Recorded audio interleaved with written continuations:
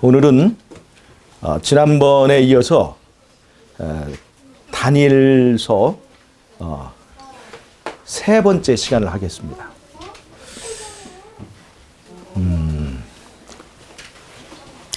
여러분, 다니엘서의 주인공인 다니엘의 이름의 뜻이 뭘까요?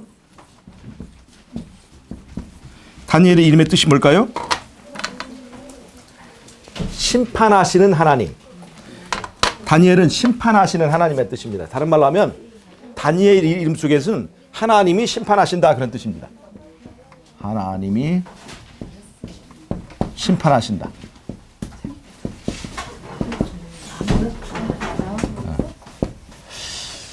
여러분,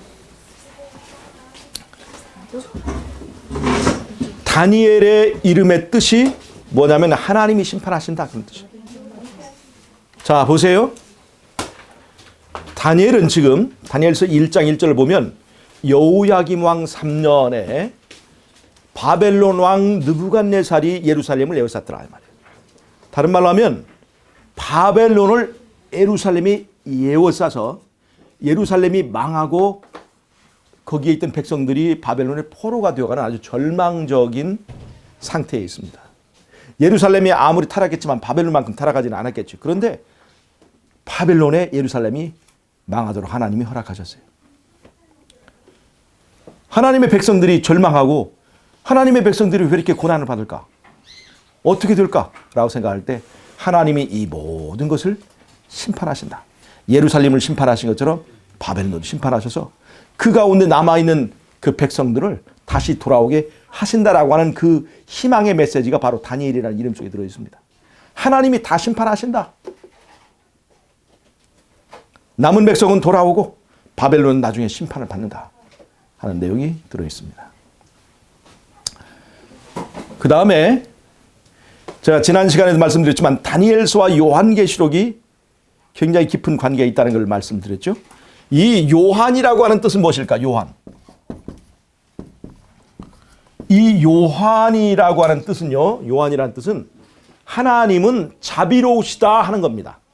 자비로우신 하나님, 그런 뜻입니다. 자비로우신 여호와, 그런 뜻이에요. 이 요한이라는 말은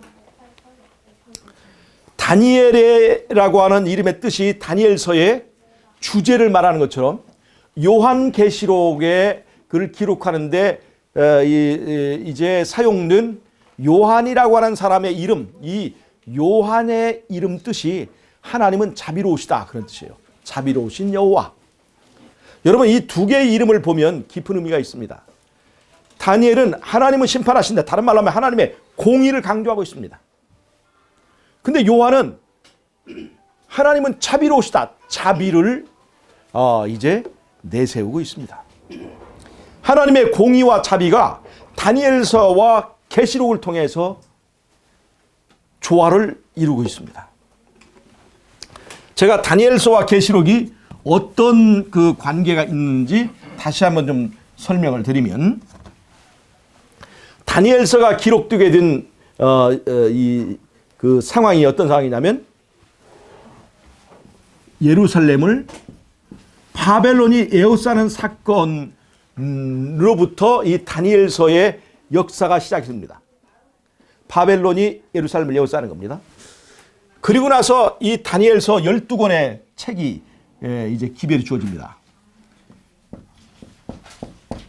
6장까지는 다니엘서는 역사를 다루고 있어요.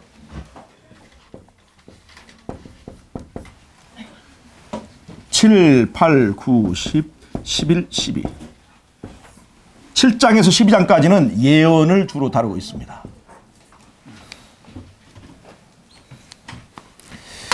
자, 그런데요,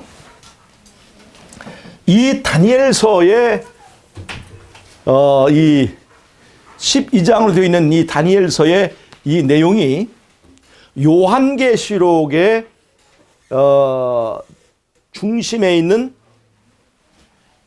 계시록 12, 13장, 계시록 14장 이렇게 해가지고 짝을 이루고 있습니다. 잘 보세요. 계시록 14장에는 새 천사의 기별이 나옵니다. 새 천사 기별이 나와요. 근데 이 새 천사의 기별은 다니엘서의 역사 부분 이 1장에서 6장까지의 내용과 맥이 통하고 있어요. 제가 오늘 그 설명해 드릴 거예요. 그 다음에 계시록 12장 13장에는 짐승의 삼중연합이 있습니다. 용과 바다에서 나온 짐승과 땅에서 나온 새끼 양 같은 짐승, 이 짐승의 삼중연합이 있어요. 로마 제국 용이 나타나죠. 그 다음에 로마 제국 이후에 유럽을 지배했던 교황권이 바다에서 나온 짐승입니다. 그 다음에 땅에서 나온 짐승은 신대륙.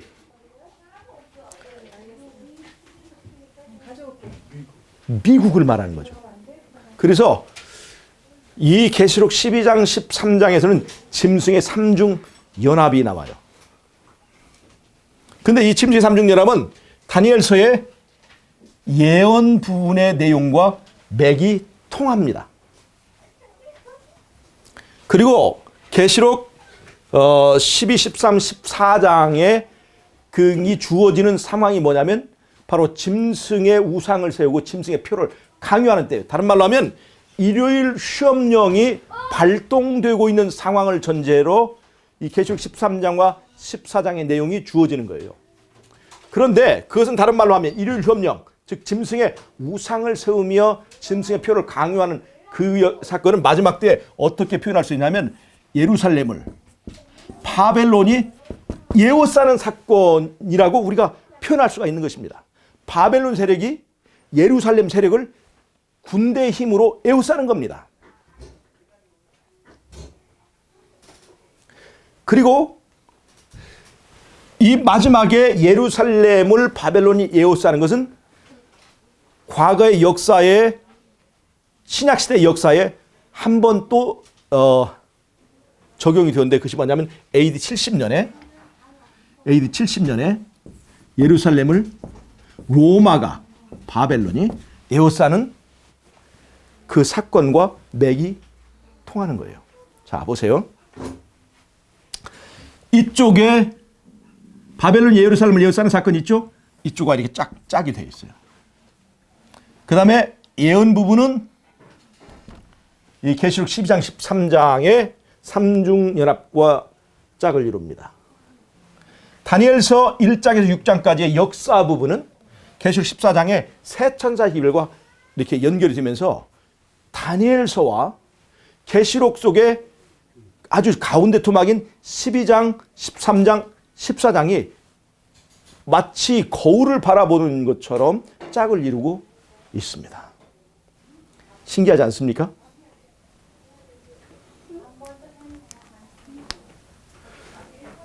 여러분 우리가 새 천사의 기별을 마지막 때 전하는 기별 새 천사의 기별이라고 하잖아요.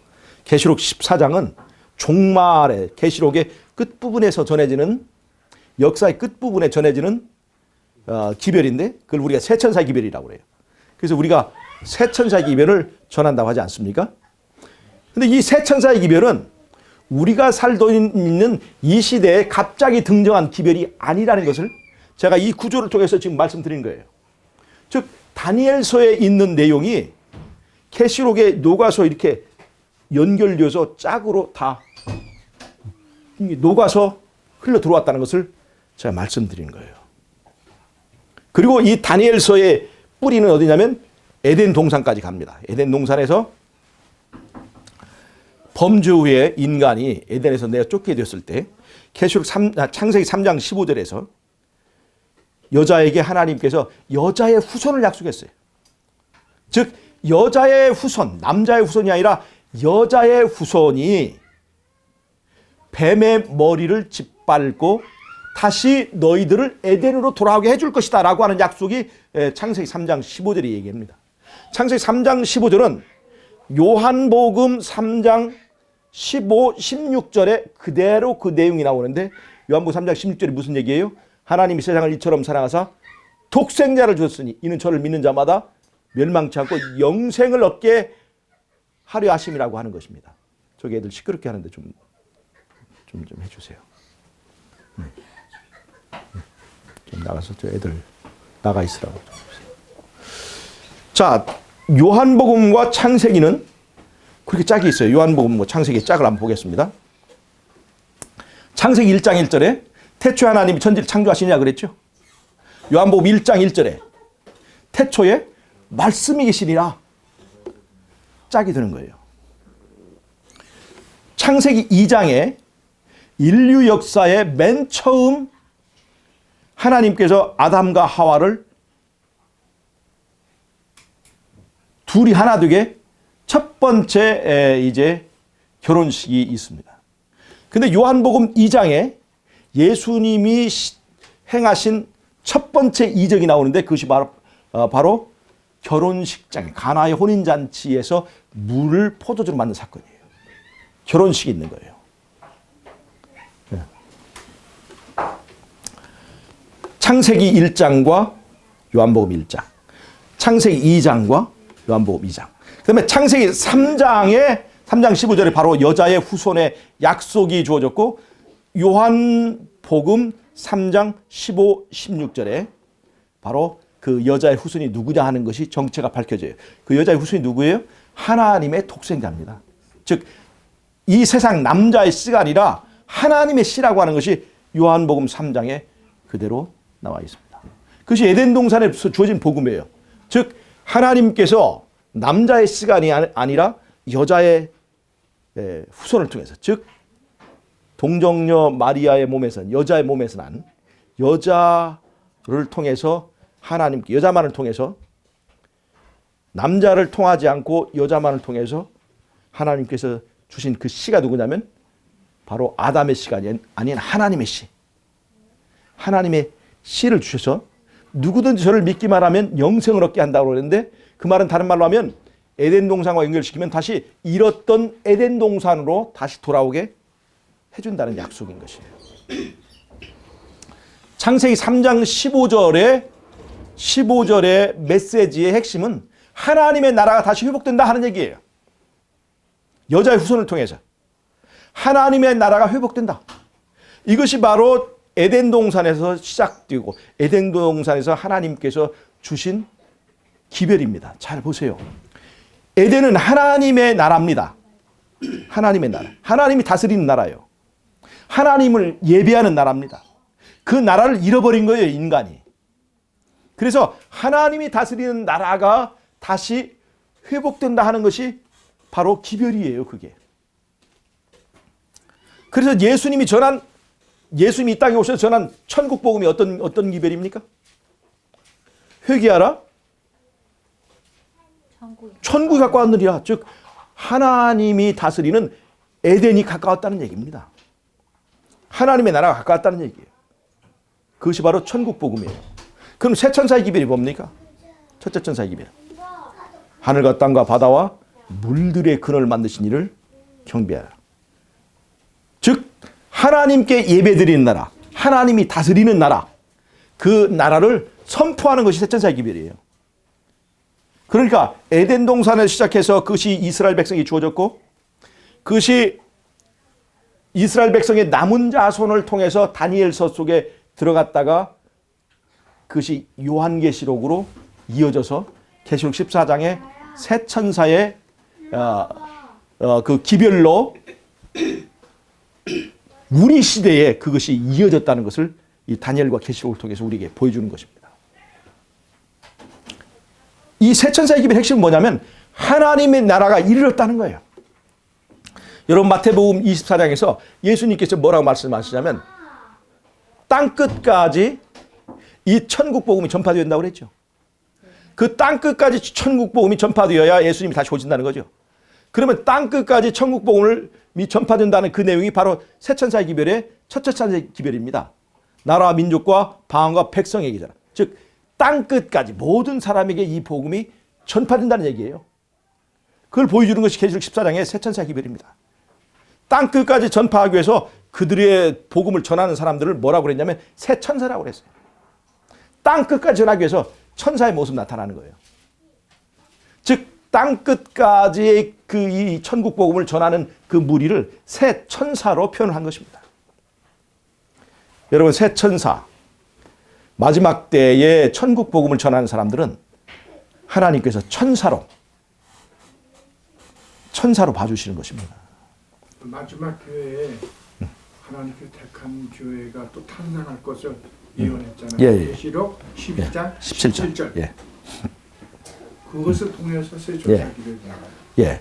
그래서 우리의 그 마지막 때의 기별을 전하는 사람들의 수준이 어떤 것인가를 우리가 것이어야 할 것인가를 우리가 봐줘야 될 필요가 있어요. 우리는 하나님 이 성경에 기록된 대로 하나의 천사의 대열에 우리가 들어갈 수 있도록 해야 되겠다는 것입니다. 잘 보세요.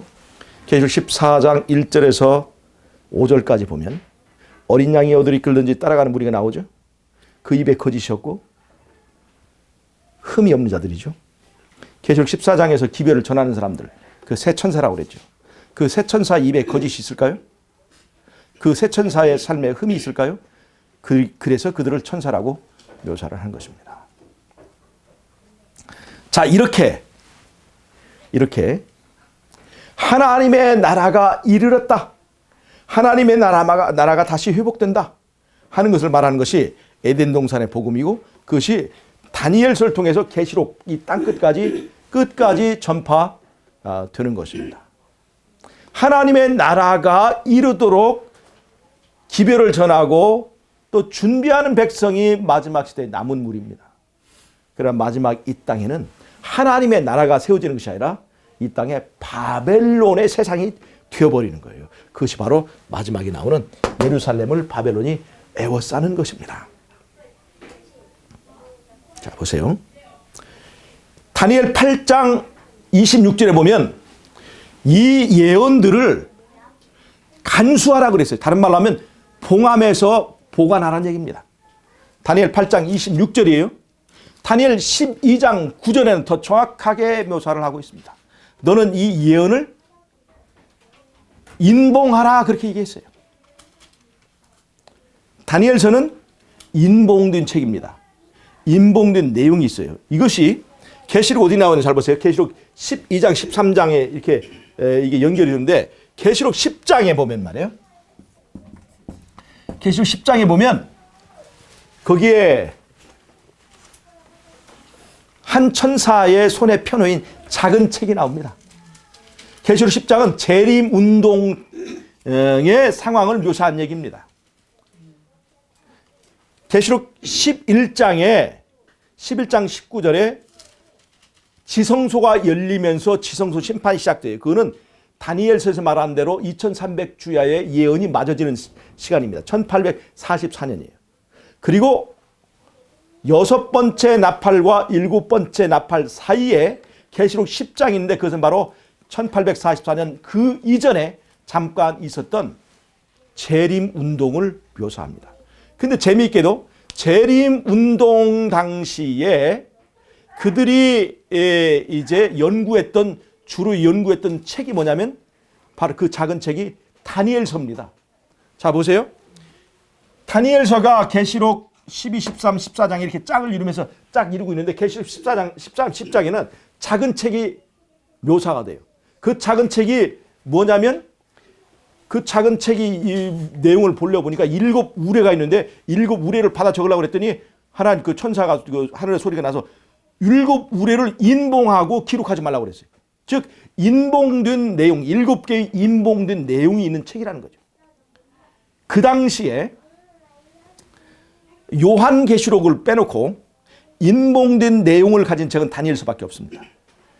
다니엘서 8장 26절, 다니엘서 12장 9절. 인봉된 책은 다니엘서를 말하는 것입니다. 자, 그러니까 계시록 10장에 뭐가 소개됐어요? 인봉된 책 다니엘서가 소개되고 있는 거예요. 그리고 계시록 11장에 바로 다니엘서에서 말하는 심판의 때가 계시록 11장 19절에 드디어 이제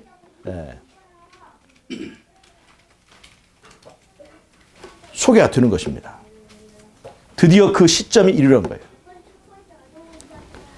여러분, 이 계시록은 계시록 4장과 5장을 보면 이 계시록이 주어지는데 이 계시록은 4장 5장의 계시록의 그걸 7인으로 봉한 책이라고 계시록에서 말합니다. 7인이 등장합니다. 7인으로 봉한 책입니다. 잘 보세요. 다니엘서도 7인으로 봉한 책이죠. 근데 계시록도 계시록 4장 5장에 나오는 이 계시록이 등장하는 그 시점에서 7인으로 봉한 책이 나옵니다. 여러분 잘 보세요. 7인으로 봉한 인봉이 있는 책이 이 기별이 주어질 때에 어떤 때 주어지냐면 다니엘서는 예루살렘이 바벨론에 포위되어서 바벨론에 의해서 예루살렘이 멸망되고 난 후에 얼마 있다가 바로 12장으로 되어 있는 이 다니엘서의 기별이 주어진 것입니다. 7인으로 인봉된 다니엘서가 주어진 거예요. 자, 바벨론이 예루살렘을 에워싼 그 사건이 있은 지 얼마 후에 이 7인으로 인봉된 다니엘서가 주어진 거예요. 근데 여러분, 계시록도 4장 5장에 뭐가 등장하냐면 7인으로 인봉된 두루마리가 나와요. 바로 7인으로 인봉된 책입니다. 근데 이 계시록이 언제 주어졌느냐? AD 100년경에 주어졌습니다. AD 100년경. 이 AD 100년경 그 전에 30년 전에 어떤 사건이 있었느냐? 로마가 예루살렘을 에워싸서 예루살렘을 무너뜨려 버립니다. 다른 말로 하면 그 당시에 바벨론이 로마로 묘사되었는데 바벨론이 군대가 거룩한 곳에 적어도 너희는 도망하라고 한 그것이 다니엘서 말한 그 사건이 적용돼서 멸망에 가증한 것이 거룩한 곳에 서는 것을 보던. 다른 말로 하면 바벨론이 예루살렘을 에워싸는 사건이 AD 70년에 있었습니다.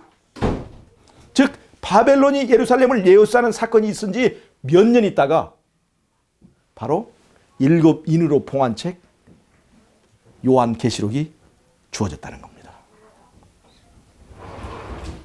그런데 다니엘서는 하나님은 심판하신다. 하나님의 공의를 말하고, 계시록은 하나님은 자비로우시다. 요한이란 뜻은 그런 뜻인데, 다니엘서는 인봉하고 간수하고 이것을 잘 지키라고 그랬는데, 요한계시록은 7인이 봉한 상태로 있는 게 아니라 그 7인을 하나하나 떼어서 공개하는 것입니다. 그래서 다니엘서는 계시록에 의한 이 인봉이 떼어지는 작업이 있어야 온전하게 그 내용이 이해되고 이제 알 수 있게 된다는 것을 알 수가 있습니다. 여러분, 이거 신기하지 않습니까? 다니엘과 계시록을, 다니엘서는 AD BC 한 600년경에, 즉 그리고 계시록은 AD 100년경에 쓰여졌으니까 약 500년 정도의 간격이 있습니다. 500년 정도. 여러분, 지금부터 우리가 지금 2000년인데 2000년에서 약 500년 정도 하면 1500년 정도 되잖아요. 임진왜란이 1592년에 일어났습니다. 임진왜란이 1592년에 일어났어요. 한글 창제가 1443년에 일어났습니다. 그러니까 한글 창제와 임진왜란이 있기 전 중간 정도에 그때 그 정도 간격이 있다는 것은 엄청난 간격이 아닙니까? 그런데 이 다니엘서를 기록한 사람도 요한계시록을 기록한 사람도 이렇게 입을 맞출 수가 없어요.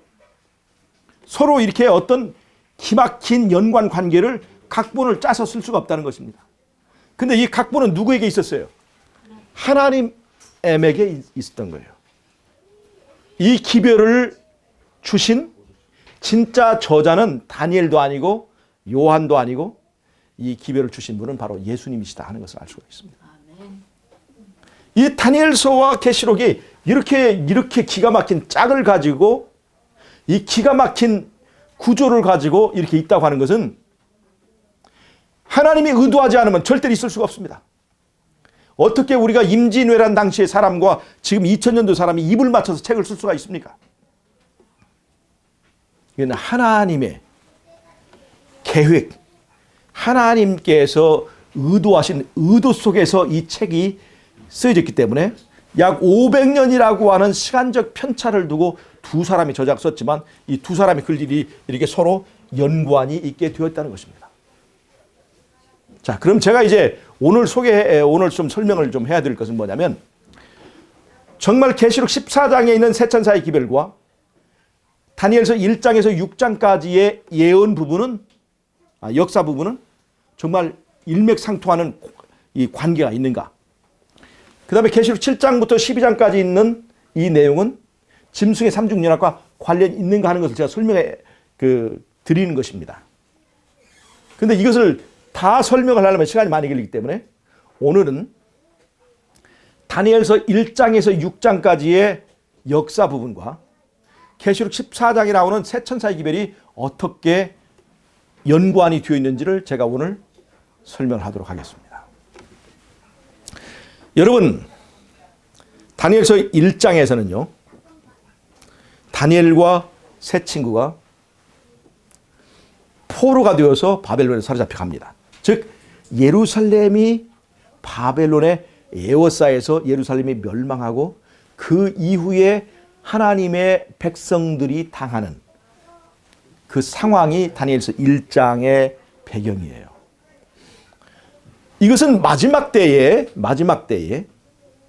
일요일 협령을 통해서 카톨릭이 이 세계의 정치 세력과 결탁을 해서 하나님의 백성, 즉 하나님의 계명을 지키며 예수의 증거를 가진 자들을 죽이려고 군사적, 정치적 어떤 법령을 발동하는 그때의 시점에 살고 있는 우리들과 상황이 아주 유사한 상태에 있다는 것을 말해줍니다.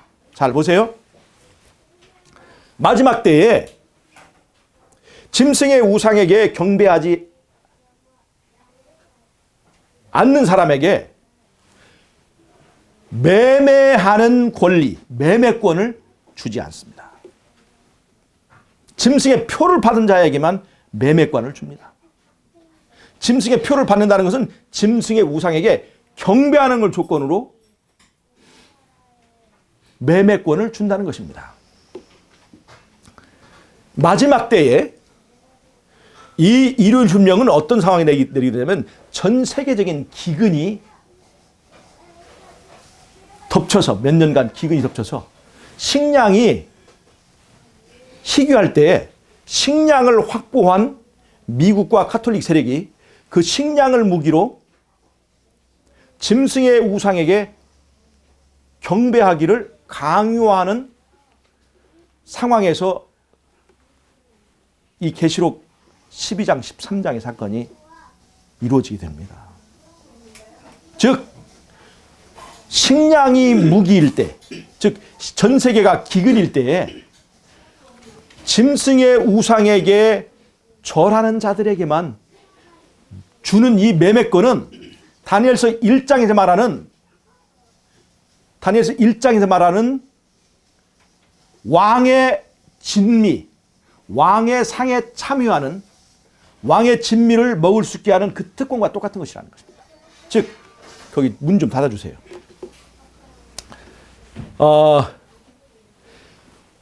왜 다니엘이 다니엘서 1장에서 왕의 진미를 거부했는가? 그것은 왕의 진미가 맛이 없거나 왕의 진미가 영향이 없거나 그런 차원이 아니었습니다. 바벨론 왕의 상에서 먹는 진미는 바벨론 신, 바벨론 우상에게 경배하는 것을 조건으로 그 상에 참여할 수 있게 되어 있습니다. 그래서 다니엘은 왕의 진미를 거절하는 것이 아니라 바벨론 우상에게 경배하지 않고 창조주 하나님을 섬기기 위해서 왕의 진미를 거절했습니다. 마지막 때에 일요일 협령이 내리고 짐승의 표가 강요될 때 짐승의 표를 받지 않고 짐승의 우상에게 경배하지 않으려 하는 사람은 매매권을 거절해야 합니다. 왕의 상에서 나온 진미를 거절해야 됩니다. 왕의 상에서 나온 진미를 거절할 때 다니엘과 그 세 친구는 어떤 것을 먹게 되었어요? 물과 채소를 먹게 되었습니다. 왕의 상에 있는 부정한 그 짐승의 고기나 기름진 고기가 아니라 그냥 깨끗하게 창조주를 경배하기 위해서 그들에게 돌아온 것은 굉장히 초라한 밥상이라는 겁니다. 물과 채소만 먹는 다니엘의 밥상과 왕의 진미에서 먹는 그 왕의 상의 진미를 비교하면 이건 너무나 초라한 밥상인 거예요. 사람들이 볼 때는. 마찬가지로 마지막 때에 짐승의 우상에게 경배하기를 거절한 사람들이 매매권이 없기 때문에 그들이 당하는 아주 초라한 밥상과 다니엘서 1장의 물과 채소는 일치한다는 것입니다. 왕의 상의 진미를 거절했을 때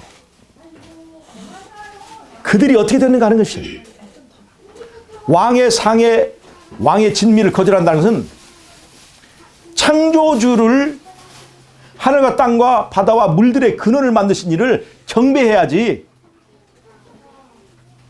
바벨론 우상에게 경배해서는 안 된다고 하는 그 메시지가 다니엘서 1장에 숨어 있습니다. 그래서 계시록 14장에서 전하는 새 천사의 기별과 이게 내용이 일치하는데 첫째 천사의 기별이 뭐예요? 첫째 천사의 기별이 뭡니까? 하늘과 땅과 바다와 물들의 근원을 만드신 이를 경배하라. 그 다음에 이는 하나님이 심판하실 때가 이랬다 얘기를 했죠. 다니엘서의 다니엘이란 이름이 뭐예요? 심판이란 뜻이에요. 심판. 하나님이 심판하신다는 뜻이에요. 그것이 계시록 14장 첫째 천사의 기별에 하나님이 심판하실 때가 이랬다. 그것이 바로 다니엘서의 내용과 똑같잖아요. 그 다음에 첫째 천사의 내용이 뭐냐면 하늘과 땅과 바다와 물들의 근원을 만드신 이를 경배하라는 얘기예요. 계시록 13장에서는 짐승이 우상을 세우고 우상에게 경배하라고 하는데 그리고 경배하는 자에게는 떡고물이 떨어져요. 왕의 상의 진미가 주어지는 거예요.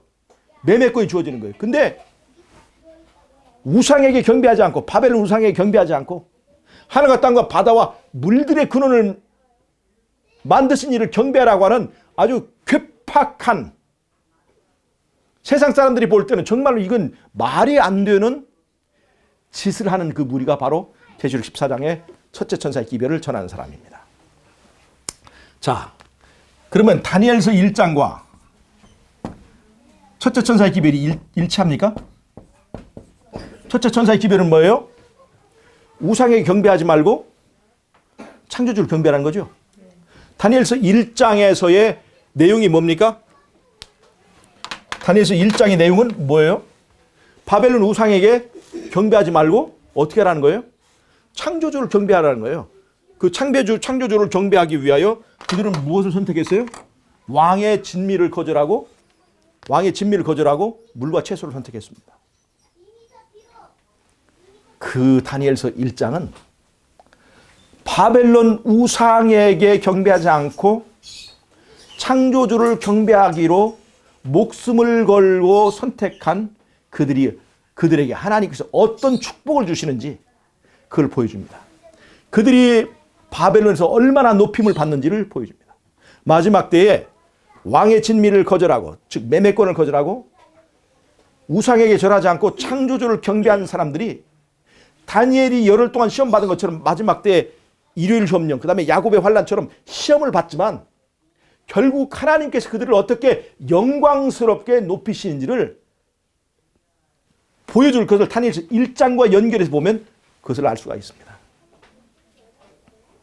여러분, 마지막 때에 사는 사람들은 먹는 것도 중요합니까? 네. 먹는 것 중요해요? 중요합니다. 그 먹는 것에 경배가 달려 있을 수 있다는 겁니다. 먹는 것도 중요해요. 그걸 보여주는 것이 바로 다니엘서입니다. 그런데 물과 채소가 그들을 바벨론의 다른 박사들보다 10배나 똑똑하게 만들었을까요? 물과 채소가? 물과 채소가 다니엘과 그 세 친구를 뛰어나게 만들었겠네 말이에요. 아니 그렇지. 다니엘서 1장에 보면 다니엘과 그 세 친구가 바벨론의 다른 박사들보다, 일반인이 아니라 바벨론의 다른 박사들보다 10배나 뛰어났다. 그 얘기했어요.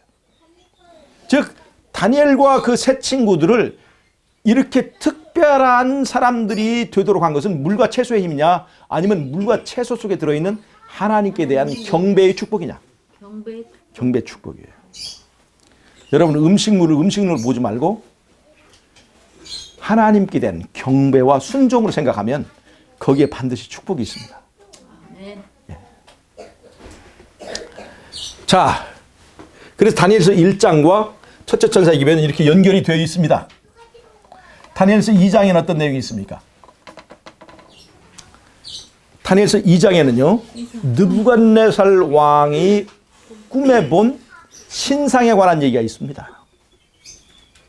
우리가 그 신상의 내용을 잘 알죠. 머리는 금이요, 그 다음에 가슴과 두 팔은 은이요, 배와 넓적다리는 노시요, 그리고 두 다리는 철이요, 그 다음에 10발가락은 철과 진흙으로 되어 있어요. 이 우상이 말하는 것은,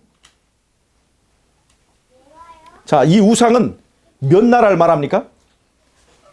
여러 나라를 말하죠. 네 나라를 말하는데, 나라는 여럿으로 구성되어 있지만 사람은 한 사람이에요.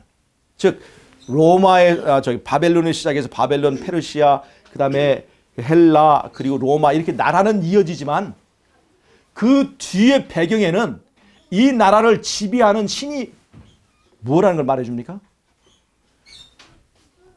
망하죠. 이게 영적으로 보면 다 똑같이 바벨론입니다. 바벨론의 계보예요. 바벨론 정신을 이어내 나간 거예요. 즉 머리만 바벨론이 아니라 다니엘서 2장에서 금머리는 바벨론이고 그 다음에 페르시아고 다 이렇게 되지만 이 나라들은 전부 다 어떤 나라냐면 하나님의 백성들을 핍박하고 공격하는 나라들입니다. 바벨론 때 핍박 당했고, 그 다음에 페르시아 때 아수에로 왕 때 어떤 일이 있었습니까? 유대인들을 박멸하려고 했었죠. 헬라 때 어떤 일이 있었습니까? 남방왕과 북방왕이 서로 싸우면서 그 가운데 이스라엘을 다 짓밟았지 않습니까? 로마 시대 어땠습니까? 예수님을 죽이려고 그랬고 죽였고, 그 다음에 그 백성들을, 성도들을 많이 핍박한 나라가 바로 로마 제국 아닙니까? 즉 이 다니엘서 2장에 나오는 이 느부갓네살이 꿈에 본 이 신상은 나라는 여럿이지만 사람은 한 사람이에요. 나라는 여럿이지만 이들을 사용하고 있는 뒤에 배경의 인물은 바로 뱀입니다. 뱀. 창세기 3장에 나오는 뱀이에요. 뱀. 여자를 핍박하는 뱀의 계보를 말해주는 겁니다. 다른 말로 하면 전체가 다 바벨론이에요. 그래서 베드로는 로마에 있는 형제들에게 안부할 때 로마를 바벨론에 있는 형제들에게 안부한다, 이렇게 표현했습니다. 즉 다니엘서 2장에서 우리가 봐야 될 것은 금머리만 바벨론이 아니라 멀리서 보면 그 신상 전체가 다 바벨론이라는 겁니다. 즉 다니엘서 2장에 멀리서 보면 이 전체가 바벨론인데, 이 바벨론이 마지막에 어떻게 됩니까? 다니엘서 2장에 보면 이 신상이, 즉 거시적으로 보면 이 전부 다 바벨론인데, 이 바벨론이 사람의 손으로 떠내지 않은 공중에서 날아온 돌에 의해서, 즉 뜨인 돌의 나라에 의해서 이 신상이 무너져 버리는 것을 말하는 것이 다니엘서 2장입니다. 다른 말로 하면 이 바벨론이 무너져 버리는 거예요. 뜨인 돌에 의해서, 예수님에 의해서 바벨론이 무너져 버리는 것이 바로 다니엘서 2장입니다. 즉 다니엘서 2장의 내용은 뭐냐면 바벨론이 무너졌다는 얘기예요. 바벨론이 무너진다는 얘기입니다. 그런데 둘째 천사의 기별이 뭡니까? 둘째 천사의 기별이 뭐예요? 무너졌도다, 무너졌도다, 큰 성 바벨론이요. 즉 둘째 천사의 기별은 뭐예요? 바벨론이 무너졌다요. 둘째 천사의 기별은 바벨론이 무너졌다는 것입니다. 그러니까 다니엘서 2장과 둘째 천사의 기별이 내용이 같아요, 안 같아요? 네. 같은 거죠. 즉 둘째 천사의 기별이 바벨론이 무너졌다는 얘기예요. 근데 다니엘서 2장의 내용이 바로 바벨론이 무너지는 내용을 말해주고 있습니다. 다니엘서 3장은 뭡니까? 다니엘서 3장은 금신상 사건이에요. 금신상 사건. 금신상 사건. 금신상을 세웁니다. 다니엘서 3장에 느부갓네살 왕이 자기가 꿈에 본 신상이 여러 금속으로 되어 있어요. 머리가 금이요, 그 다음에 은이요, 그 다음에 구리요, 철로 되어 있으니까 그 금속마다 나라가 다르니까 바벨론이 영원하게 되려면 바벨론을 상징하는 이 금으로 금머리가 바벨론이라고 했으니까 금으로 온통 통일된 하나의 신상을 세우는 거예요. 즉 바벨론 제국이여 영원하라라고 하는 뜻으로 금신상을 세우고 그 금신상의 영원을 위해서 사람들을 모아서 푸닥거리를 벌이는 거예요. 푸닥거리. 그 바벨론 제국의 이제 그 영원함을 위해서 모든 바벨론의 영향권 내에 있는 모든 나라의 왕족과 귀족과 그 다음에 높은 벼슬 한 사람들을 다 모아서 놓고 그 푸닥거리를 벌이는 것입니다. 이들이 이 금신상에게 절하지 않으면 어떻게 됩니까? 죽는데 어떻게 죽어요? 풀무불 속에 들어가게 되는 거예요. 그냥 풀무불이에요? 평소보다 7배나 뜨겁게 되는 그 풀무불 속에 들어가는 거예요. 그런데 여러분, 새 천사의 기별이 뭔 줄 아세요? 셋째 천사의 기별. 셋째 천사의 기별 잘 보세요. 짐승의 우상에게 절하고 그 이름의 표를 받는 사람은 어떻게 되겠어요? 어디로 들어간다고요? 유황불에 들어가게 될 것이다 그랬어요. 유황불에 들어가게 될 것이라고 그랬어요. 다니엘 3장에 금신상에 절하지 않으면 무슨 불에 들어가겠다는 거예요? 풀무불에 들어가겠다는 것이에요. 그러니까 다니엘 3장의 내용과 셋째 천사의 기별은 내용이 같습니까? 안 같습니까? 같죠? 여러분 유황불이 세겠습니까? 풀무불이 세겠습니까? 근데 유황불은 하나님이 내리신 불이고 이제 이 풀무불은 바벨론 왕이 내리는 불인데 사실은 마지막 때 사람들을 완전히 소멸시키는 것은 유황불입니다. 하나님이 주시는 유황불이 그냥 우리가 보통 유황불이 아니고 하나님이 내리시는 유황불이에요. 여러분 혹시 유황이 이 불타는 걸 보신 분 있는지 모르지만 유황이 한번 이게 피부 유황불이 하면 이게 떨어지잖아요. 딱 달라붙어서 이게 떨어지지 않고 막 지글지글 탑니다. 유황불은 이렇게 유황이 뚝 떨어져 보면 여기에 다 탈 때까지 지글지글 끌고 타요. 굉장히 고통스러운 것입니다. 그러니까 유황불이 무섭냐 풀무불이 무섭냐면 우리가 이 하나님이 집행하는 유황불이 훨씬 더 무섭습니다. 자 보세요. 다 무서운데. 그러니까 잘 보세요. 짐승의 우상에게 경배하지 않으면 풀무불에 들어가고 짐승의 우상에 경배하면 유황불에 들어갑니다. 사실 알고 보면 똑같아요. 결국 우리는 어느 불에 들어갈 것이냐를 선택하는 뿐이지 사실은 불은 똑같습니다. 그러니까 우리는 아무리 이 풀무불이 무섭더라도 그걸 선택하면 안 돼요. 자, 다니엘 3장 얘기를 조금 더 하면요. 풀무불에 들어간 새 친구, 다니엘은 아니에요. 새 친구가 풀무불 속에 들어갔죠. 근데 그들이 그들의 몸이 불에 탔습니까? 안 탔습니까? 탔어요. 옷이 탔어요? 안 탔어요? 안 탔어요. 밧줄은 탔어요? 안 탔어요? 밧줄은 탔죠. 자유롭게 걸어 다녔으니까. 그들을 밧줄로 묶어서 풀무불을 집어넣는데 그 풀무불이 가짜 불이냐 가짜 불이 아니라는 걸 입증하기 위해서 풀무불로 던지던 그 군인들이 타 죽어버렸어요.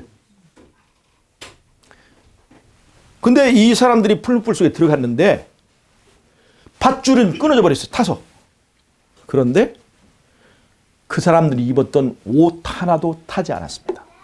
여러분, 풀무불 속에 들어간 이 다니엘의 세 친구는 계시록 14장에서 새 천사의 기별을 전하는 바로 그들을 상징합니다. 근데 그 새 천사의 기별을 전하는 사람들이 그 입에 거짓이 없고 흠이 없는 자들이잖아요. 풀무불 속에 들어가는 그 새 친구가 옷에 몸도 타지 않고 옷도 하나도 흠이 없이 보존되었잖아요. 똑같은 거예요.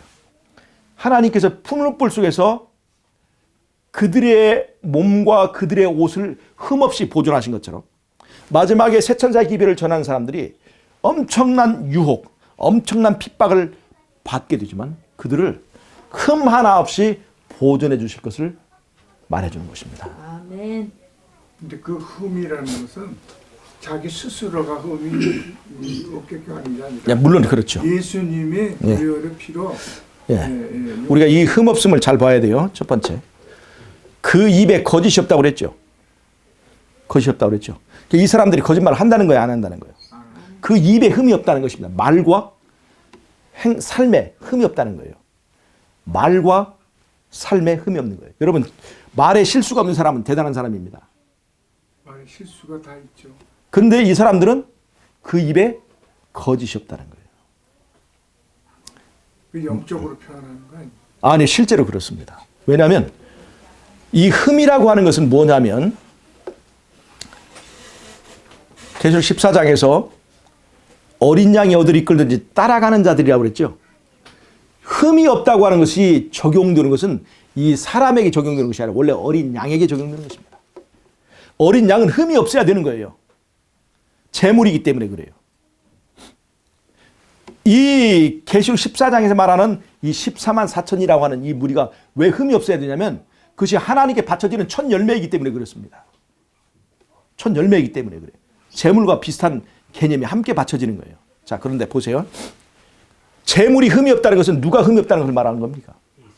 예수님이 흠이 없다는 것이에요. 예수님 흠이 없다는 것은 다른 말로 하면 그분은 죄 없는 삶을 사셨다는 겁니다. 즉 율법에 비춰볼 때 아무런 흠이 없었다는 것을 말해요. 자, 그런데 중요한 것은 계시록 14장 1절에서 5절까지 나오는 14만 4천인이 지금 뭐라고 그랬어요? 그 입에 거짓이 없고 흠이 없다고 그랬죠? 원래 흠 없으면 누구에게 적용되는 거예요? 예수님. 거짓이 없고 흠이 없으면 예수님에게 적용되는 겁니다. 근데 문제는 계시록 14장은 예수님 흠이 없다 그걸 얘기하는 게 아니라 예수님이 어디로 이끌든지 따라가는 자들이 흠이 없다고 하는 얘기입니다. 그러니까 이건 대단한 얘기입니다. 이게 굉장히 큰 얘기예요.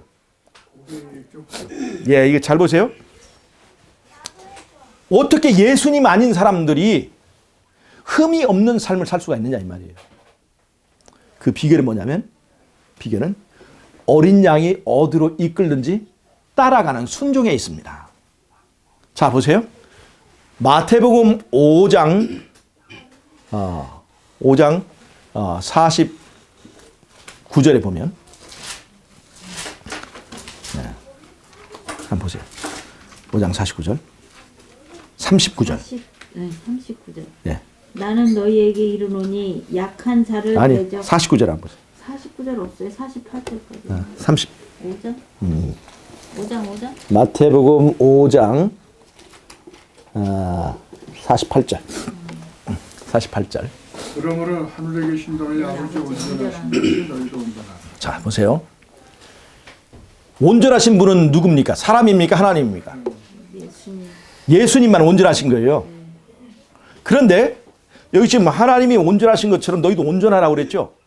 그러니까 하나님이 온전하신 것처럼 너희도 온전하라고 그랬죠? 그러니까 온전하지 않은데 온전하다고 봐주는 것이 아니라 온전하라고 그랬어요. 어떻게 그런 일이 가능합니까? 어떻게 우리는 불완전한 이 인간이 어떻게 온전할 수 있냐 이 말이에요. 회개해야지. 예, 이 말은 무슨 말이냐면 하나님만 온전하신 분이에요. 그럼 우리는 절대 온전할 수 없어요, 스스로. 그럼 온전할 수 없는 인간이 온전할 수 있는 건 뭐냐면 온전하신 하나님의 말씀에 그대로 순종하면 되는 거예요. 즉 온전하신 하나님이 말씀하신 그 말씀대로 살면 그것이 바로 온전해지는 것이라고 하는 것입니다. 즉 다른 말로 하면 순종, 온전하신 하나님께 순종함을 통해서 그 온전에 이를 수 있다는 것입니다. 자, 어린 양이 어디로 이끌든지 그들은 따라가고 있죠. 어디로 이끌든지. 즉 자기 생각과 다른 곳으로 어린 양이 이끌지라도 이들은 지금 따라가고 있어요, 없어요? 따라가고 있는 거예요. 즉 자기의 생각을 포기했습니다. 그러니까 죄를 안 짓는다는 얘기니까 완전히. 근데 죄 그 문제에서 이제 설교 여기 들어가서 그러긴 한데 그 온전하게 순전하는 거는 십계명하고 연결이 되지만 안식일도 예, 그 다 들어있죠. 제가 그 문제를 하나님의 그 목회하는 하나님의 그 목회하시는 분들의 거짓이 있는 거잖아요. 안식일을 제대로 가르쳐 줘야 되는데 그거를 안 가르쳐 주는 것도 거짓이 될 것이고.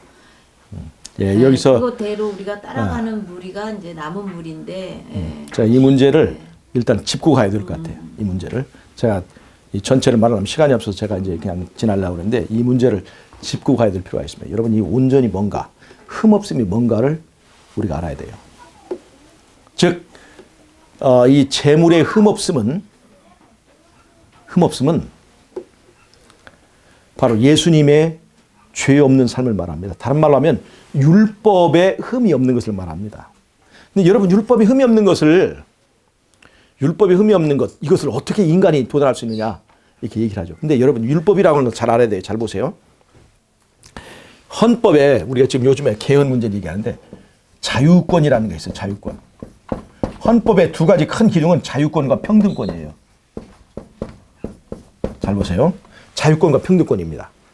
자유권이라고 하는 것은 뭐냐면 내가 하고 싶은 것을 내 마음대로 하는 것을 자유라고 하는 거예요. 인간이 어디로 가고 싶은데 못 가게 해요. 거주 이전의 자유가 박탈된 것입니다. 북한이 바로 그러잖아요.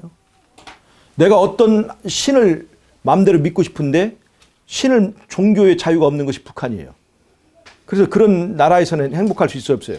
우리에게 자유가 없으면 행복하지 못합니다. 자, 여러분 나 혼자만 이 세상에 산다고 해봐요. 나 혼자만. 그럼 내가 하고 싶은데 다 할 수 있어요, 없어요? 나 혼자만 살면 내가 하고 싶은데 다 할 수 있습니다. 믿고 싶은 거 믿고 말하고 싶은 대로 말하고 떠들고 싶은 대로 떠들고 옷 벗고 싶은 대로 다 벗고 다 할 수 있어요. 혼자만 살면. 그게 자유라고 하는 거예요. 그런데 이 세상에 혼자만 사는 것이 아니라 여럿이 함께 사는 겁니다. 자, 하나님이 우리에게 자유를 주셨습니다. 그게 자유권이에요. 천부 인권 중에 중요한 것이 자유권이에요. 그런데 평등권이라는 것은 뭘 말하냐면 내가 자유를 누리는 만큼 다른 사람에게도 그 권리가 있다는 것을 인정해야 된다는 거예요. 이게 평등권입니다. 잘 보세요. 모든 사람이 다 자유를 누리려고 다 지멋대로 다 해보세요. 그러면 어떻게 되겠습니까? 이 세상이 천국이 되겠습니까? 지옥이 되겠습니까? 자동차가 길을 가는데 마음대로 내가 가고 싶은 대로 막 하면 그 도로가 지옥이 되는 거예요. 그래서 이 두 가지를 다 살리기 위해서 뭐가 필요하냐? 자, 잘 보세요. 자유를 누리는데 우리 함께 최대한의 자유를 누릴 수 있기 위해서는 내가 가진 자유의 일부를 양보해야 됩니다. 그것이 에덴 동산에서의 선악과예요. 내 자유의 일부를 금지하는 것입니다. 그게 뭐냐? 그것이 바로 법이에요. 법. 그것이 율법이라는 거예요. 자, 보세요. 내가 가진 자유의 일부를 희생해서 함께 자유를 평등하게 누리는 그 세상을 만들려는 것이 바로 이 자유와 평등을 함께 보장하는 나라입니다. 그게 천국이에요. 진정한 자유와 평등이 보장되는 나라는 이 땅에 없습니다. 천국입니다. 그런데 이 천국을 이루기 위해서는 뭐가 필요하냐면 자유권의 일부를 양보해야 되는 거예요. 그게 금지를 말하는 법입니다. 그런데 이 율법은요, 최대한의 자유를 누릴 수 있게 하여 최소한의 금지를 해야 법이지, 즉 법의 원칙은 최소한의 양보입니다. 최소한의 희생이에요. 근데 북한은 어때요? 최소한의 자유를 얻기 위해서 최대한의 금지를 하잖아요. 이런 것은 이 원래 법이 아닙니다. 법의 악용이죠. 진짜 법은 뭐냐면 최대한의 자유를 누리기 위해서 최소한의 금지를 하는 거예요. 양보. 내 자유에 최소한의 양보를 하는 것이, 그것이 바로 법입니다. 자, 다시 보세요. 11조를 보세요. 11조. 지난 시간에 우리가 11조에 대해 얘기했는데 11조에서 몇 분의 몇이 하나님의 것입니까? 원래는 10분의 1이 하나님 것이 아니에요. 10분의 10이 전부 다 하나님이 주신 겁니다. 하나님이 우리에게 일할 수 있는 손과 발을 주지 않았으면, 하나님이 우리에게 생명을 주지 않았으면 내가 그런 수입을 얻을 수가 있습니까? 하나님이 나에게 기회를 주셨기 때문에 그것을 얻을 수 있는 은혜를 받은 거죠. 즉 10분의 10이 전부 다 알고 보면 내가 잘나서 얻은 것이 아니라 하나님께서 그것을 나에게 주셨기 때문에 얻은 거예요. 즉 10분의 10이 전부 다 하나님의 것입니다. 알고 보면 내 손으로 이뤘다 할지라도, 내 손으로 읽었다 할지라도 10분의 10이 전부 다 하나님의 것이에요, 이게. 근데 하나님이 법으로 우리에게 요구한 것은 얼마입니까? 10분의 1이에요. 즉 법이 우리에게 금지하는 것은 10분의 1이에요. 최소한입니까? 최대한입니까? 최소한. 만약에 하나님이 이 모든 건 다 내 건데 10분의 9는 하나님께 바쳐라. 제사장들에게 바치고 10분의 1만 써. 이렇게 한다면 이 법은 굉장히 가혹한 법입니다. 근데 하나님께서 다 주셨지만 10분의 1만 네가 쓰지 말고 10분의 9는 마음대로 써. 즉 10분의 9라고 하는 이 자유를 허용하시면서 10분의 1을 금지한 거예요. 이게 법의 영역이에요. 법은 그래서 최소한의 간섭을 하는 것이 법의 특징입니다. 여러분 안식일을 보세요. 시간에 일주일이라고 하는 시간, 7일간의 시간에 주인이 누굽니까 원래? 처음부터 다 하나님이 주신 거예요. 그러니까 7분의 7이 다 하나님의 겁니다. 근데 하나님이 법으로 네 마음대로 쓰지 말고 금지한 시간은 몇 분의 몇입니까? 몇 분의 몇이에요? 7분의 1이죠. 그러니까 많이 금지한 거예요? 조금 금지한 거예요? 조금 금지한 겁니다. 최소한의 금지를 한 거예요. 에덴 동산에서 하나님께서 나무를 몇 나무 심었을까요? 하나만 심었어요? 많이 심으셨죠? 아니 수많은 나무가 있었죠. 셀 수 없이 많은 나무가 있었죠. 그 중에서 하나님이 하나. 금지한 나무는 딱 하나요. 그러니까 최대한의 니들 다른 나무 다 먹지 말고 이 한 나무만 먹어라 이렇게 했으면 골치 아팠을 거예요. 그런데 다른 나무 다 먹고 이 한 나무만 먹지 마라. 그러니까 하나님이 금지한 것이 이 법인데, 법이 금지하는 것은 최대한의 간섭을 하는 겁니까? 최소한의 간섭을 하는 것입니다. 최소한. 즉 법의 특징은 뭐냐면 법은 최소한만 개입한다는 거예요. 최소한. 그러니까 잘 보세요. 여러분 우리가 검정고시 시험을 보면 100점 만점에서 검정고시 시험, 예를 들어 시험에서 합격 주는 점수가 몇 점인 줄 아세요? 60점이에요. 낙제점은 40점이에요. 그러니까 60점만 넣으면 다 합격이에요. 여러분 법이라는 것은 바로 이렇게 최소한만 해야 되는 거지. 검정고시 이렇게 하면서 100점 맞은 사람만 합격한다면 1년에 한 2명 합격하고 나머지 다 떨어뜨리려는 것이 아니에요. 가능하면 합격시키려고 하죠. 여러분 마찬가지 잘 보세요. 하나님이 우리에게 주신 이 율법은 예를 들어 우리의 삶의 영역을 100이라고 합시다. 100이라고 한다면 하나님의 법이 우리를 금하고 금지하는 율법이 간섭하는 것은 100점 중에서 몇 점이나 간섭을 할까요? 많아야 60점이고 보통 한 40 정도. 하나님의 법이 개입하는 것은 한 40점 정도입니다. 여러분, 10계명이 우리가 10계명이 말이죠. 밥을 먹을 때는 반드시 150번씩 씹어야 된다. 이런 것을 10계명에 기록돼 있어야 안 돼 있어요. 안 돼 있어. 그런 거 간섭하지 않습니다. 예? 간섭하지 않아요. 여자를 만날 때는 반드시 예쁜 여자들 만나고 뭐하고 이런 간섭은 10계명은 하지 않습니다. 저도 그런 간섭이 없어가지고 그렇게 마음대로 하는 거예요, 이게. 이런 건 이 세상이 잘 보세요. 10계명 우리의 자유를 억압하는 거죠. 자유를 박탈하는 거죠. 일정 부분. 근데 10계명은 우리에게 많은 자유를 줬습니다. 극히 일부를 제한을 한 거예요. 그것이 율법이에요. 율법은 우리에게 최소한의. 잘 보세요. 동네 어른들에게 절하지 않는 사람은 당장에 목을 쳐라. 그럼 여기에 목이 남아있는 사람 누가 있겠어요? 저러면 안 인사. 동네 어른들에게 인사한 놈들은 전부 다 쥐를 잘라버리라. 이게 법입니까? 법은 그럴 때까지 간섭하면 안 돼요. 그것도 세우면 법이요. 아니, 그러니까 법은 그렇게 해서는 안 되는 거예요. 사람들이 따르질 않아요. 동네 어른을 주먹으로 치면 감옥에 가더라. 이건 돼요. 근데 동네 어른을 사람들이 안 볼 때 욕했다고 해서 그 혓바닥을 잘라라. 이렇게는 할 수가 없는 거예요. 법은 지극히 적은 부분만 간섭하는 거예요.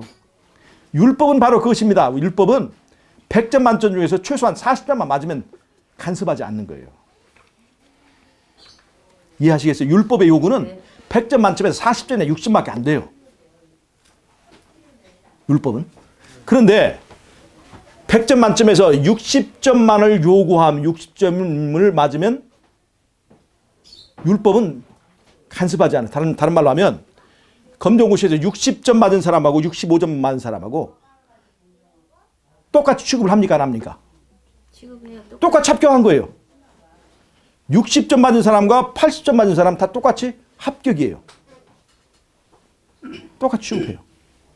그러나 60점 맞은 사람과 59점 맞은 사람은 분명하게 가릅니다. 59점 1점 차이인데 그 법이 참 인정머리도 없다. 그렇게 1점 차이지만 법은 분명하게 지평을 합니다. 59점 맞고 합격하는 사람은 없어요. 자, 그럼 율법은 우리에게 많은 것을 요구합니까? 적은 것을 요구합니까? 적은 것을 요구하는 거예요. 최소한의 것을 요구하는 거예요. 그런데 율법을 지키기가 쉽습니까? 어렵습니까? 우리 신재균 집사님. 율법을 지키려고 하면은 힘들고 예수님을 믿음으로 그걸 하면은 쉬워요. 답까지 말씀하셨는데, 자, 우리가 율법을 지키는 것이 최소한의 것을 요구하잖아요. 근데 그 율법을 지키는 사람이 없더라는 거예요. 최소한을 요구하고 있는데. 그래서 모든 사람 다 흠이 있게 된 거예요. 자, 보세요. 율법은 최소한의 것을 요구하는 거예요. 그런데 율법을 못 지킨다는 겁니다. 왜 그럴까요? 내가 에덴 동산에서 우리 조상이 선악과를 따먹으면서 우리 중심에 섬기는 존재를 예수님을 뭐라노? 내 중심에 내가 자아가 자리 잡게 됐어요. 나 중심적인 사람이 되면서부터 우리 안에 땡기는 것이 달라졌습니다. 즉 죄가 땡기게 된 거예요. 죄가 땡겨요, 안 땡겨요? 다른 사람 뒷담화 깔 때는 우리 혓바닥이 그렇게 잘 돌아가지 않습니까? 그렇잖아요? 내게 이익이 되는 일들은 다 잘하잖아요? 내 본능이 요구하는 것은 다 잘하지 않습니까? 맛있는 건 잘 먹고 나보다 다른 사람보다 내가 더 잘 먹으려 하고 그 다음에 여러분 다 정말 말할 수 없지만 요즘에 그 미투 운동을 해서 성추행 문제 다 나오는데 그 성추행 문제 그게 본능과 본성이 우리 안에 있어요, 없어요? 나도 기회가 없어서 못했을 뿐이지 다 있는 거예요. 다 있는 거예요. 마음속으로 다 그리던 일들입니다. 그게. 누가 누구를 탓할 수 있겠어요? 우리에게 당기는 것이 있기 때문에 그 죄가 당기기 때문에 그 율법이 최소한의 조금밖에 요구하지 않는데 그것을 이룰 수가 없는 거예요. 하나님의 율법은 말씀은 땡기지 않고 본능은 땡긴다는 것입니다. 즉 배가 고프면 떡이 땡겨요, 안 땡겨요? 그래서 떡을 먹는 거예요. 땡기기 때문에 먹는 거예요. 죄가 땡기기 때문에 죄를 짓는 거예요. 이 상태에서 우리가 어떻게 죄를 안 질 수 있냐고요. 문제는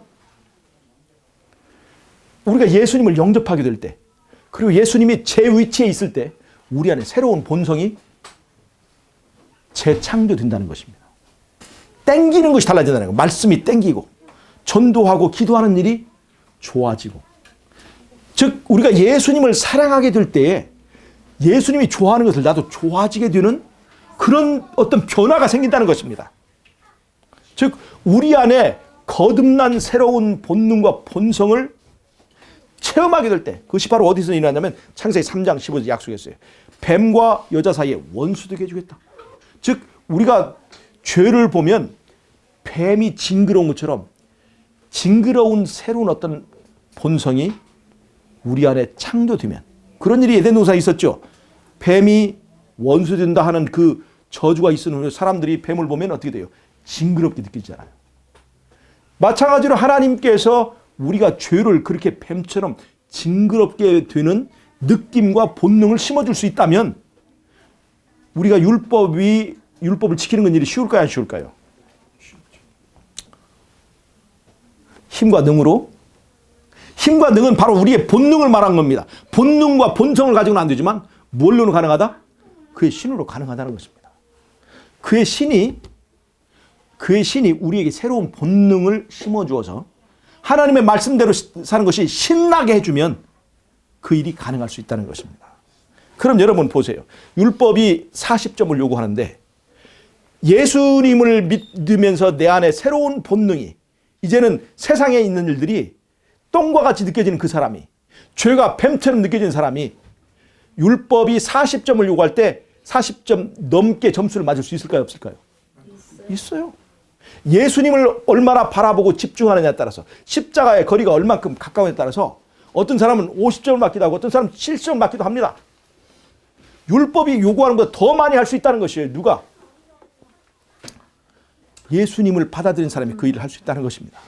자, 예수님 십자가에 돌아가실 때 우리의 죄값을 간신히 갚아주셨습니까? 죄값보다 더 많은 값을 치렀습니까? 앞으로 지을 죄도 다 갚아. 그러니까 예수님의 죽으신 생명의 값이 간신히 죄의 값을 치를 수 있을 만큼 빠듯합니까? 아니면 이 세상 온 우주의 모든 죄를 다 갚고도 남을 만큼 가치가 있는 것입니까? 가치가 있는 거예요. 다른 말로 하면 예수님의 보혈의 공로의 값은 율법의 요구를 채우고도 남을 만큼 엄청난 값을 치렀어요. 다른 말로 하면 그 예수님의 공로를 의지하는 사람은 그 공로가 우리 삶에서 실제로 살아가는 정말 내 삶 속에 살아 움직이는 하나의 본능이 되는 그 경험을 한 사람은 율법이 요구하는 것보다 훨씬 더 많은 일을 할 수 있다는 겁니다. 즉 율법이 말하는 흠없는 삶을 사는 것보다 훨씬 더 많은 삶을, 더 높은 경지에 이를 것이라고 하는 것입니다. 이해하시겠습니까? 네. 율법이 60점을 요구하는데 어떤 사람은 65점을 맞았습니다. 합격이에요? 네. 율법이 흠이 없죠? 흠이 없는 거예요. 합격점에는 흠이 없는 거예요. 율법이 60점을 요구하는데 어떤 사람은 90점을 맞았습니다. 이 사람은 율법의 합격선에서 흠이 있는 겁니까, 없는 겁니까? 흠이 없는 거예요. 즉 65점이나 90점이나 율법이 요구하는 그 요구에 비춰볼 때 아무런 흠이 없는 것입니다. 즉 그런데 이 흠 없는 사람들 사이에 차이가 있어요, 없어요? 65점짜리와 90점짜리가 차이가 있을 수 있다는 겁니다. 여러분 우리가 이 대쟁투를 보면 마지막 때 14만 4천 중에서도 잘 준비되었기 때문에 환난과 시련을 당할 때 넉넉하게 믿음으로 그것을 이겨나가는 그런 사람이 있는가 하면 잘 준비 안 해가지고 야곱의 환난을 당하고 믿음의 시련을 당할 때 너무나 힘들어서 굉장히 고통스럽게 그 기간을 지나간 사람이 있을 거라고 했습니까? 안 했습니까? 둘 다 흠이 있는 사람들이 없는 사람들이에요. 흠이 없는 사람들인데 차이가 있을 수 있다는 거예요. 여러분 이 흠 없음을 얘기할 때 우리가 완전론을 얘기하지 않습니까? 완전론은요 왜 문제되느냐? 기준을 100점에서 잡기 때문에 문제가 되는 거예요. 모든 사람이 100점이다. 이 100점 누구만 할 수 있어요? 예수님만 할 수 있는 거예요. 이 100점에다 맞춰놓으니까 할 수가 없는 거예요. 그런데 율법의 기준은 100점이 아닙니다. 율법이 요구하는 것은 60점 정도밖에 안 되는 거예요. 그런데 우리가 예수님을 통해서 60점 이상을 할 수 있는 변화가 가능하다는 것입니다. 그리스도 안에서. 그리스도 안에서. 네. 그래서 우리가 흠없는 사람이 될 수 있어요, 없어요? 예수를 통해서. 네. 될 수가 있는 거예요. 그래서 요한계시록에서 말한 그 사람들은 어린 양이 어디로 이끌든지 그대로 순종하며 따라가기 때문에 흠없는 사람들이 된 거예요. 이들이 잘나서가 아니에요. 그리스도 안에서. 그렇죠. 이들이 잘나서가 아니에요. 그냥 예수님 따라가고 예수님 은혜를 붙들고 살기 때문에 그렇게 된 거예요. 이들 사이에도 차이가 있어요, 없어요? 가까이 잘 따라간 사람이 있고 조금 떨어져서 허덕거리며 따라간 사람이 있어요. 차이가 있을 수 있습니다. 그러나 다 하나님의 은혜 가운데서 그들은 흠없는 삶을 이루고 산다는 것입니다. 네. 자, 그래서 제가 지금 다니엘 3장을 얘기하다 그랬어요. 그들의 옷이 풀무불 속에서 탔어요, 안 탔어요? 흠없는 상태로 보존되었죠.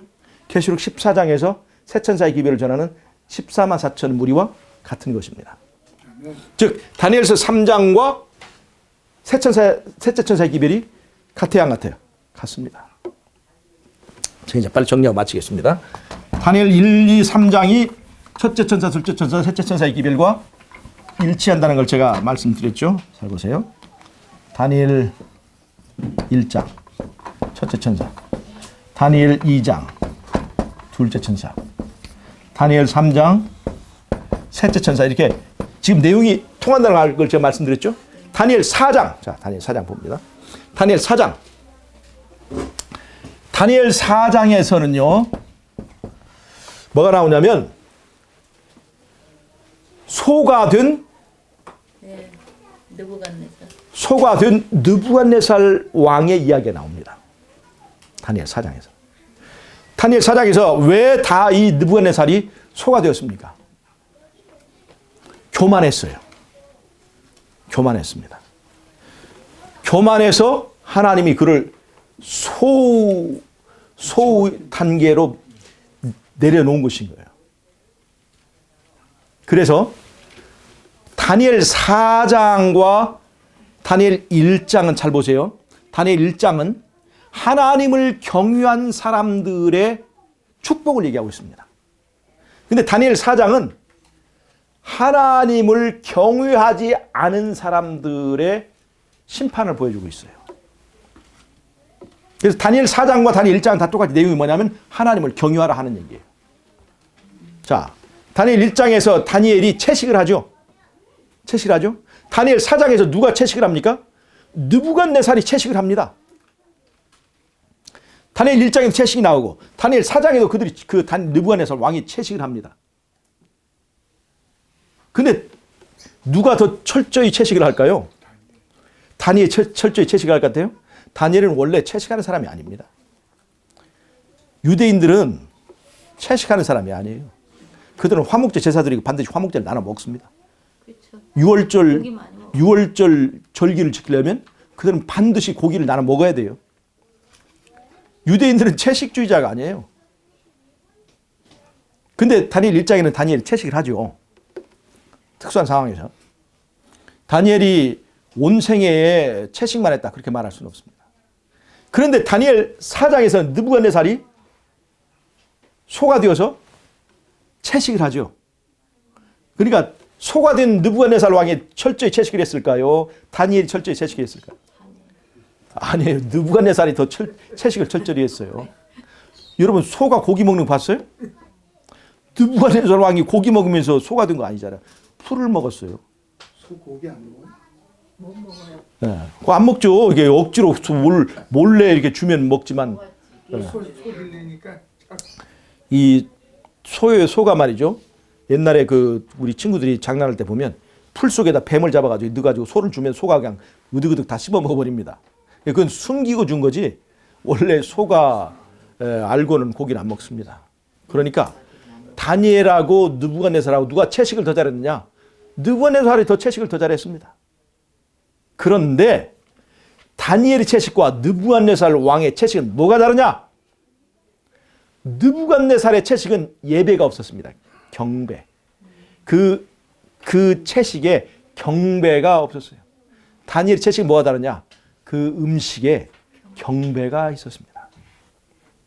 여러분, 저는 우리 교회에 나오기 전부터 채식주의자였어요. 경배와 아무 상관없이 육식을 제가 못했어요. 그냥 채식주의자였어요. 그러면 지금은 해요? 지금도 저는 채식을 하죠. 원래 타고난 채식주의자예요. 육식은 안 해요. 예, 육식을 안 합니다. 못해요. 예, 그런 사람도 있어요. 그런데 안 하는 게 저를 아니라 보세요. 못해. 고기를 잘 먹던 사람이 마지막 때에 우리가 저기 마지막 때에 재앙이 있고 이런 막 상황이 되고 매매권이 없는 상태에서 이제 우리의 체력이 면역력을 갖추기 위해서 하나님께 선지자를 통해서 음식물 기별을 줬습니다. 육식을 피하라고 그랬어요. 우리 재림교인들 고기를 먹을 수 있습니다. 정한 고기를 먹을 수 있어요. 소고기도 먹을 수 있고 닭고기도 먹을 수 있어요. 그러나 마지막 때 살아남기 위해서는 선지자를 통해 주신 그 채식을 실천하는 것이 좋습니다. 왜 그러냐? 마지막에는 조류 독감 같은 그런 특별한 바이러스들이 돌아다녀요. 조류 독감은 닭고기를 먹은 사람에게는 아주 치명적입니다. 다른 말로 하면 그것을 고기를 먹느냐 안 먹느냐가 우리의 구원과 상관이 있는 것이 아니에요. 그런데 내가 말해요. 내 믿음이 건강할 때는 믿음이 있지만 병 들었을 때 믿음이 무너질 수 있을까요? 없을까요? 무너져요. 그래서 마지막 때 병 들어서 병원도 못 갈 때 네 믿음이 무너질 수 있기 때문에 지금 내가 말하는 대로 채식을 잘하고 몸을 건강하게 갖추라고 하나님께서 우리에게 이런 기별들을 주는 거예요. 아멘. 우리는 이것을 고기 먹는다고 무슨 구원을 못 받냐? 믿음이 없냐? 이렇게 말하면 안 돼요. 지금은 몰라요. 지금은 아직 그런 환경이 되지 않았기 때문에 몰라요. 그런데 마지막 때에 우리가 계시록 16장에 보면 이 땅에 재앙이 막 이제 유행합니다. 살이 썩는 재앙이 유행해요. 그때에 하나님 말씀대로 채식하면서 이렇게 피를 깨끗하게 한 사람들은 그런 것들을 쉽게 피할 수 있어요. 병원에도 안 가는데. 그런데 육식을 많이 하고 피가 뜨거운 사람들에게 그 질병이 올 수가 있습니다. 지금은 모르지만 그때에는 왜 하나님께서 이렇게 음식물 기별을 주셔서 우리로 하여금 육식을 피하게 했는가? 정말 절묘하구나. 그렇게 느끼면서 박수치고 감사하는 사람이 있을 거예요. 그런데 한편에는 내가 하나님 말씀대로 그때 순종했더라면 지금 이 고통을 당하지 않았을 텐데 하고 후회하는 사람들이 반드시 있을 겁니다. 여러분, 다니엘서 1장과 4장은요 다른 내용이지만 같은 주제입니다. 즉 다니엘서 1장은 하나님을 경유한 사람들을 하나님이 얼마나 영광스럽게 하시는가 하는 내용이 있다면 다니엘 4장은 하나님을 경유하지 않고 자기를 높인 사람들은 느부갓네살 왕 같은 그런 사람이 된다. 교만한 사람. 그래서 다니엘 4장과 1장은 똑같이 첫째 천사의 이별, 하늘과 땅과 바다와 물들의 근원을 만드신 이라를 경배하는 내용과 같습니다. 다니엘서 5장. 다니엘서 5장은요 뭐가 나오냐면 바벨론의 붕괴가 나와요. 벨사살 왕 당시에 메대와 바사의 연합군이 바벨론을 에워쌉니다. 그리고 그 고레스는 유브라데 강물을 말려버려가지고 결국에는 그 안에서 환락의 잔치를 벌이던 벨사살 왕의 바벨론이 무너져버리는 얘기가 나옵니다. 즉 다니엘서 5장의 이야기는 바벨론이 무너졌다예요. 다른 말로 하면 둘째 천사의 기별, 바벨론이 무너졌다와 통하는 겁니다. 즉 다니엘서 2장이 바벨론이 무너졌다죠. 다니엘서 5장도 바벨론이 무너졌다. 똑같아요. 그 다음에 다니엘서 6장을 봅니다. 다니엘서 6장. 다니엘서 6장은 사자굴 사건입니다. 사자굴 사건은 다니엘 3장과 짝입니다. 다니엘 3장은 무릎 꿇지 않았다고 풀무불에 던져요. 그런데 다니엘서 6장은 다니엘이 하나님께 하루 3번씩 무릎 꿇었다고 사자굴 속에 던지는 것입니다. 자, 똑같은 맥락의 얘기입니다. 다니엘 6장은 흠 없는, 아무리 저 아이들 좀 시끄럽지 않게 하죠.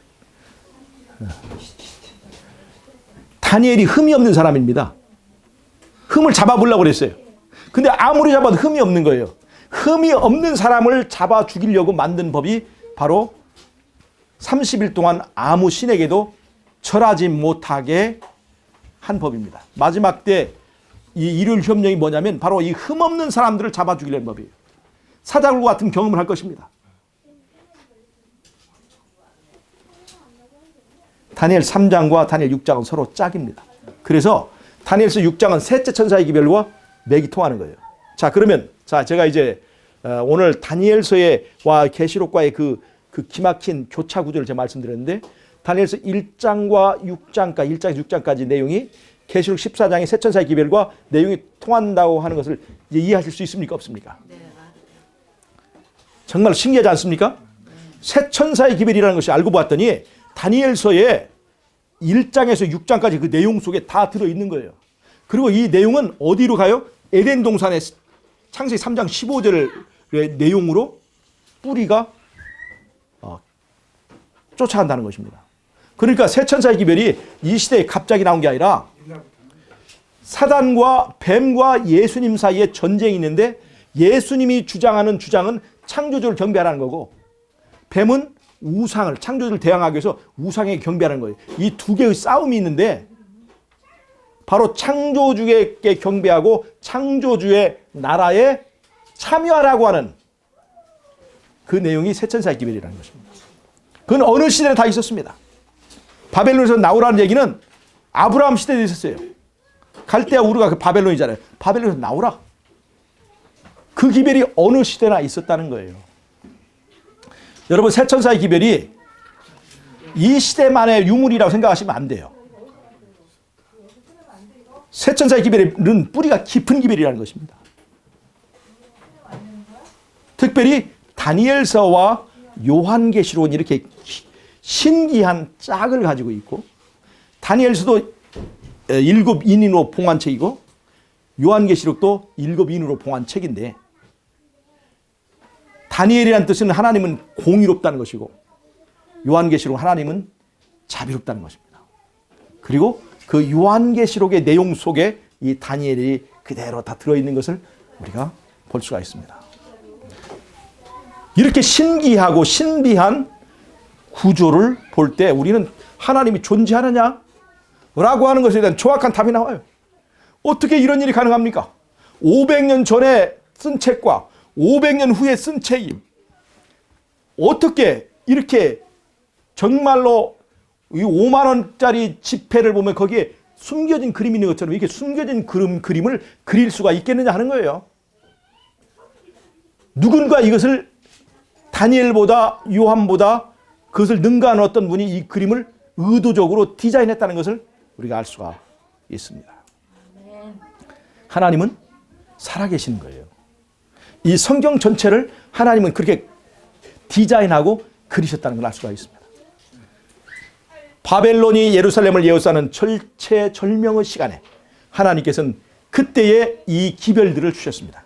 바로 우리가 이 기별을 힘입어서 살아날 수 있도록, 마지막에 그 싸움에서 승리할 수 있도록 우리에게 이런 기별을 주셨다는 걸 생각하면 하나님의 은혜가 참으로 감사한 것입니다.